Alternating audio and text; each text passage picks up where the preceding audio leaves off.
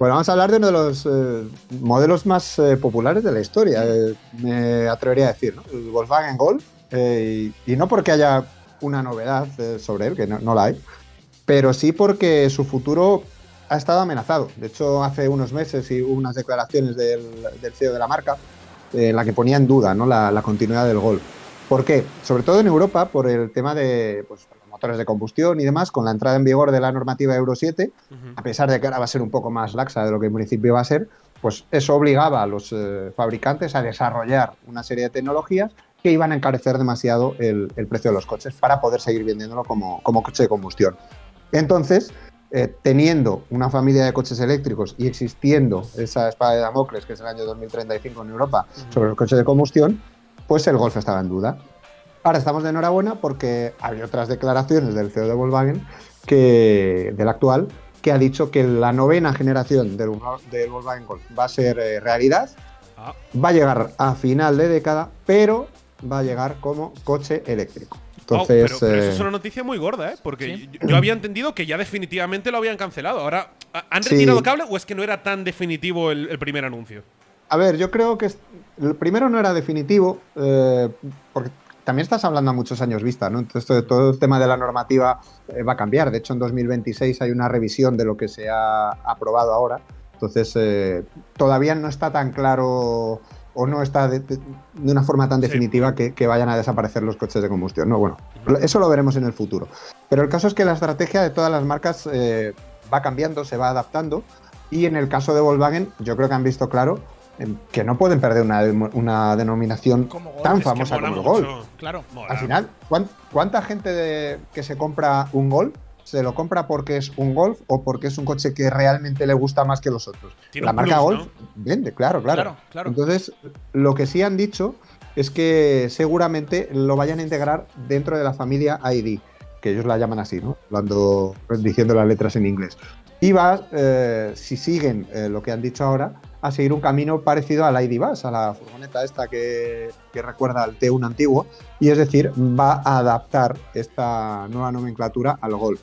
Eso no significa que vaya a desaparecer el ID3, porque hay mucha gente que dice, joder, este es el equivalente eléctrico del Golf. Sí. A mí me aparecen coches, dentro de que uno es eléctrico y el otro no, orientados al mismo tipo de cliente, porque las medidas son muy parecidas y demás, pero es cierto que todo va a ir evolucionando. Hay previsto un restyling del ID3 ahora, también uno del Golf, va a haber también un ID3 SUV. Entonces, yo creo que esto, hasta que llegue esta 9ª generación del Golf, va a ir mutando, vamos a seguir teniendo novedades, va a haber cambios, va a haber bandazos, pero lo realmente importante que espero que se mantenga, ¿no? Porque al final perder nombres históricos, como ha pasado con el Fiesta, pues es una jodienda, o sea, hablando mal y pronto. Pero lo importante yo creo que es eso, ¿no? Que aunque sea como coche eléctrico, el Golf se va a mantener. Claro, lo que no queda claro entonces es cómo se va a mantener, ¿no? Ya no solo desde el aspecto físico, sino el nombre incluso, ¿no? Lo que sí está claro es el motor que va a tener. A ver, a día de hoy dicen eso, ¿no? Que se va a llamar, o que podría llamarse ID Golf, pero es que estamos hablando de un coche que va a llegar en 2028, 2029, porque de hecho es que de la 8ª generación, la presente, todavía no ha llegado el restyling, o sea que es que estamos todavía pendientes de conocer una actualización antes de que llegue este coche. Claro. Entonces, igual que hace unos meses decían que a lo mejor el Golf desaparecía y ahora han confirmado que no, pues lo van a tener que ir orientando. Y si no cambia el Golf, cambiará el ID3. O sea, no es lógico tener un coche como el Golf, que tiene 4,28 metros de largo, y tener el ID3, que tiene 4,26. Son coches iguales, ¿no? A pesar de que sean de dos familias. De que la filosofía es completamente diferente, ¿no? Pero. Exacto. De hecho, Thomas Schaffer, el CEO de Volkswagen, ha dicho que él considera el ID3 como una especie de Golf Plus, algo un poquito más por encima, ¿no? En el escalafón de la marca. Entonces, tampoco descartaría que este ID3 creciese en tamaño, el Golf se quedase como está. Y luego recordemos que por debajo de estos coches va a haber un eléctrico de acceso que bueno, se habla que cuando llegue va a tener un precio de unos 20-25.000 euros. Así que entiendo que el Golf le van a hacer hueco de una manera o de otra, pues por lo que decíamos, ¿no? Que al final es un nombre que atrae a la gente. ¿Y ese coche de acceso, por ejemplo, Jorge, lo van a llamar Polo también? No. Todavía no han dicho cómo. Se rumorea que ID2, también parece ser que va a haber una versión que es un poco más SUV y otra con una carrocería más normal. Hay que esperar. O sea, al final todo esto de la estrategia eléctrica, ya te digo que va evolucionando, va mutando. El otro día también, por ejemplo, salió una noticia de Skoda, que es del mismo grupo, que presentaban, creo recordar, que de aquí a 2030 3 nuevos modelos eléctricos y lo han adelantado a 2026, que 4 años en un ciclo de una marca es la leche. Sí. Entonces, es lo que te digo, o sea, yo creo que lo importante es quedarse con que el nombre Golf, pues eso, no va a seguir el camino que ha tenido el Fiesta, por ejemplo, que nos vamos a despedir de él en breve, y que en el futuro lo sigamos teniendo. Pero no me atrevería a asegurar que esto cambie, ¿no?, en el futuro, pero me parecería una maniobra un poco... Es que no sé, o sea, si al final lo que me da la sensación que están intentando todas las marcas de coches, incluso por la forma en la que se conduce un coche, ¿no?, eléctrico, de hacerlo lo más parecido posible a un coche de combustión, por el tacto del acelerador, el del freno, incluso se están empezando a plantear cajas de cambio para coches eléctricos, para tener todavía la palanca y esa sensación de cambio. Todo lo que están haciendo es intentar que la transición sea lo menos dramática posible, ¿no? O sea, que no esto era un coche de combustión y esto es un eléctrico y hay un cambio enorme. Mantener el mismo nombre, ¿no? Que sea una evolución.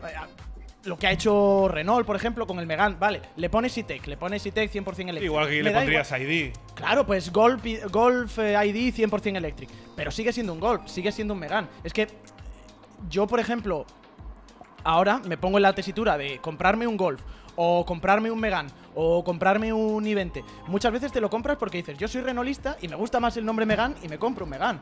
O he sido de Volkswagen de toda la vida y me compro un Golf porque he sido de Volkswagen de toda la vida. Y quizá no conoces nada del mundo de coches, pero Golf te va a sonar. Claro, claro. Entre un Golf y un modelo cualquiera, que dices, el precio es igual, las características son parecidas, pues quizás te dirá más Golf. Te da como una sensación de confianza. Has generado un nombre, ¿por qué lo vas a tirar? Y una reputación asociada al nombre. De todas formas, aquí también cada marca están descubriendo mundo, en definitiva, ¿no? Porque, por ejemplo, tenemos caso de BMW con el i4. ¿Sí? Es un Serie 4 Gran Coupé convertido a eléctrico. Llegas con Volkswagen, vale, ahora estamos hablando de que el Golf se va a mantener, pero han creado una familia de coches totalmente nuevos.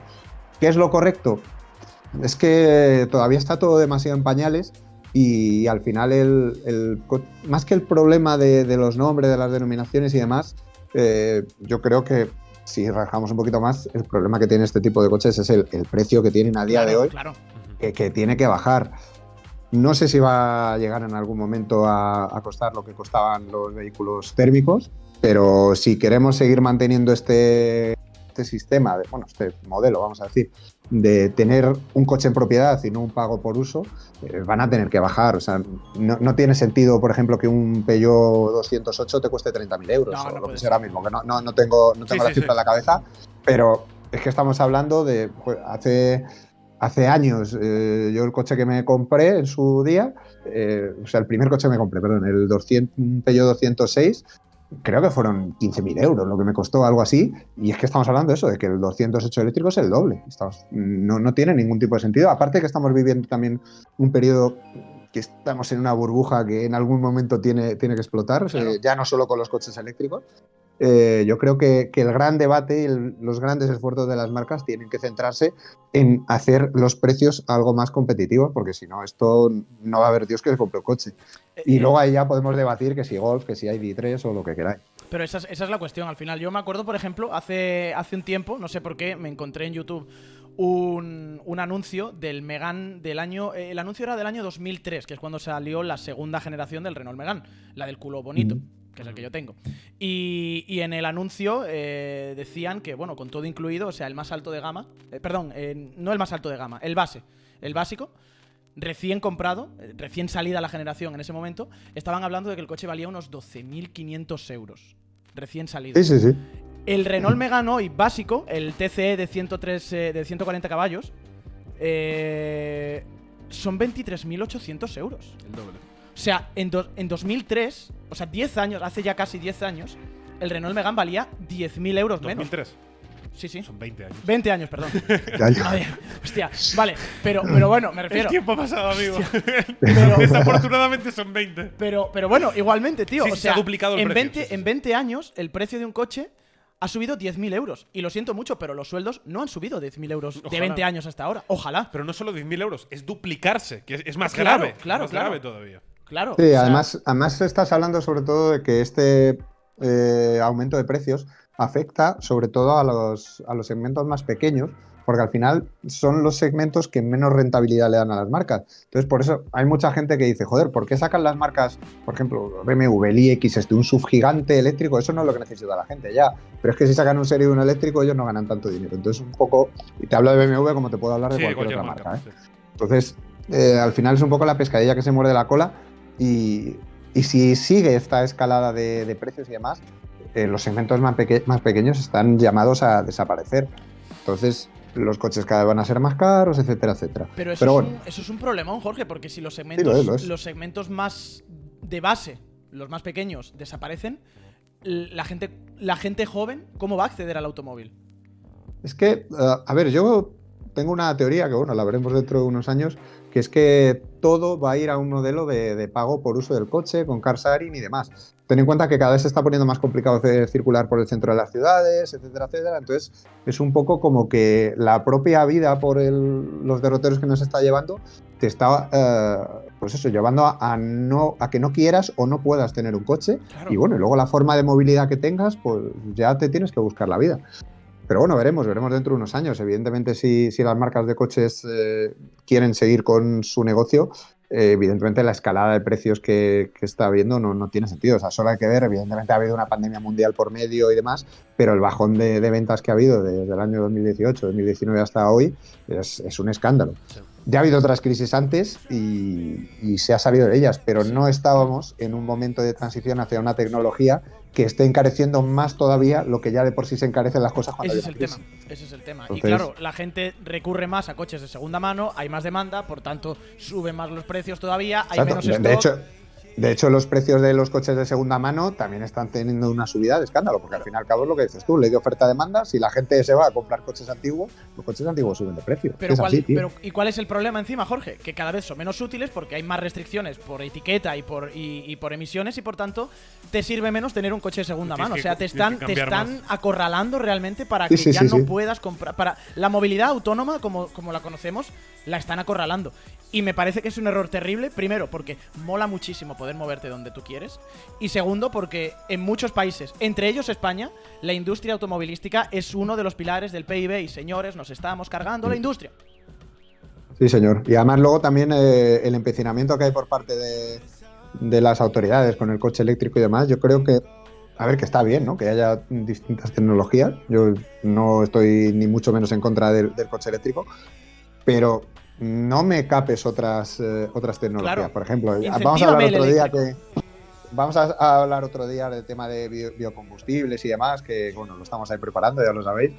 Y son tecnologías que en definitiva también ayudan a una reducción de emisiones y que se deberían contemplar, pues precisamente porque aprovechan la tecnología de motores existentes. Entonces, vamos a ver lo que he dicho antes, ¿no? Que en 2026 hay una revisión de la normativa y demás, a ver cómo andamos por aquel entonces y habrá que ver, pero desde luego ahora mismo el panorama que hay es bastante sombrío y en algún momento tiene que cambiar porque si no es insostenible. Sí, y sobre todo lo de los biocombustibles está muy bien, Jorge, porque al final hay una cuestión básica también para el medio ambiente, que es algo que incluso la propia Unión Europea ha estado empujando en las últimas leyes y las últimas proposiciones que ha aprobado, que es la economía circular. Es decir, no tires algo y construyas una cosa buena, una cosa nueva, reutiliza. Y esos biocombustibles efectivamente te permitirían reutilizar mucha parte del parque automovilístico actual sin las emisiones y la contaminación que implica deshacerte de todos esos coches, fabricar los coches nuevos y algunos con materiales como ciertos polímeros que hay en las baterías que son muy difíciles de reciclar. Exacto. De hecho, ya te digo que el día que hablemos de biocombustibles vamos a echar bastante luz sobre este tema, pero os puedo dar un adelanto, es que hay una empresa energética española que dice, que según estudios internos y demás, que a día de hoy, en todo el ciclo vital de un vehículo, todavía contamina más un coche eléctrico que un coche térmico alimentado de biocombustibles de nueva generación. La balanza está muy cerquita una de la otra, pero eso te demuestra que hay más tecnologías que se puedan utilizar, además del coche eléctrico, y que deberían considerarse.